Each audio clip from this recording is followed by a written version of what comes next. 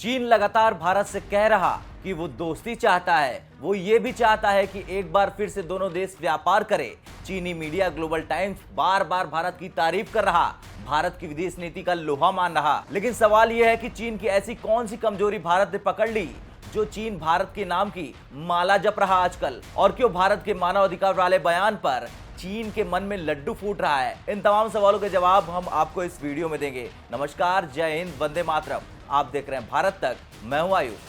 दरअसल यूक्रेन संकट के बाद भारत अमेरिका के बीच में कई मामलों को लेकर मतभेद बढ़े हैं। दूसरी तरफ चीन का सरकारी अखबार ग्लोबल टाइम्स आए दिन ऐसी रिपोर्ट छाप रहा है जिसमें रूस यूक्रेन युद्ध पर भारत के निष्पक्ष रुख की तारीफ की गई है और अमेरिका को लताड़ा गया है। अब एक बार फिर चीनी अखबार ने भारत का पक्ष लिया और कहा कि अमेरिका को उभरती हुई शक्तियों से पेश आने का तरीका सीखना चाहिए। ग्लोबल टाइम्स की ये टिप्पणी भारतीय विदेश मंत्री एस जयशंकर के उस बयान के संदर्भ में है जिसमें उन्होंने अमेरिका को मानव अधिकारों के मामले पर दो टूक जवाब दिया था।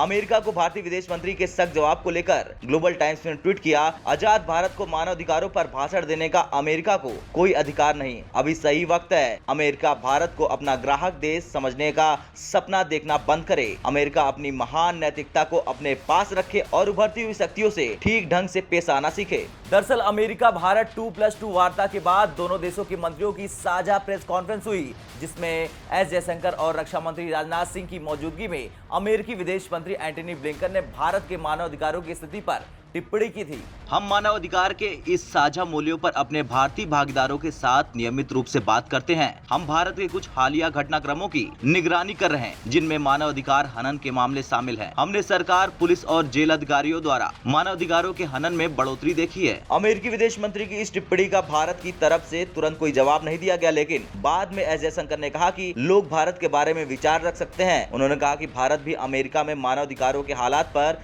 नजर रखता है। विदेश मंत्री ने कहा कि भारत के बारे में एक तरह की लॉबी और वोट बैंक इस तरह के मुद्दों को आगे लाती है।